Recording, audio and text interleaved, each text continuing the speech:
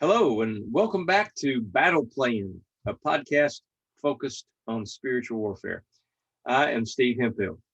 Be sure and visit our website at active-faith.org, and you can email me with spiritual warfare questions at stevehemphill1@me.com. Last time, we reviewed the battle plans we learned in our first 20 episodes. Hope you enjoyed that. It was a cool review. Today, we're going to talk about mold on the walls. What's that all about? Mold on the walls. Well, this comes from Leviticus. There are several passages that involve this mold on the walls issue, but Leviticus 14, verses 37 and 38 are the thrust of it. This is a review of what to do if you find mold on the walls.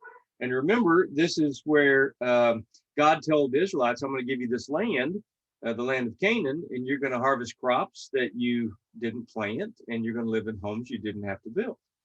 But you might find mold on the walls, mold and mildew. So that's the background for this little passage here, Leviticus 14, 37 and 38. Then the priest will go in and examine the mildew on the walls. If he finds greenish or reddish streaks and the contamination appears to go deeper than the wall surface, the priest will step outside the door and put the house in quarantine for 7 days. That goes on to say after so much time, if it doesn't go away, they tear the house down and make it a pile of rubble. But the priests were involved in this mold on the walls and removing it properly. And there's a lot about that in Leviticus. This is one of the passages. Well, what is this all about? And why do we need a priest instead of just a carpenter? We have mold on the wall today, right? We get a carpenter involved. We clean it out. We replace the molded and mildew part with clean, fresh wood, and we're okay. Well, it goes a lot deeper than that. When you research this, you discover that this was sort of their savings account. We have banks and IRAs and retirement programs, funds for our retirement, but they had idols of gold and silver hidden in the walls and floors of their homes. Now, there were several reasons for this. One is it was a retirement fund and it was hidden safely away. Enemies didn't know where to dig. If the enemies did come in and displace them or take their homes from them, if they were captured, maybe they could escape and return and go back to their homes and dig it out and save it or win their land back.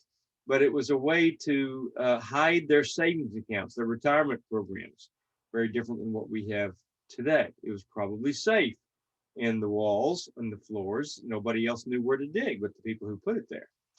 And keep in mind, these were idols. They were dedicated to the worship of demon gods in the land of Canaan. That's why they needed a priest instead of a carpenter. You see, this was a spiritual warfare issue. It wasn't a construction issue. Now, of course, a carpenter did come later, and he came to save us all. But in this case, they needed a priest. Lord, help us to find all the unholy, evil symbols and items around us. Give us wisdom and discernment as we work to eliminate the evil influences in our life and culture today. Deliver us and our children from the enemies all around, Lord, and grant us a place of peace and safety close to you. Protect us with your power and might by the power of your holy word. In Jesus' name. If you have any interest in supporting this ministry, you can make a tax-deductible donation by visiting active-faith.org and clicking on donate in the site. Thank you for helping keep this podcast going. See you next time on Battle Plan, and we're going to ask the question, can demons affect Christians today? Don't miss this one. Keep praying because prayer works.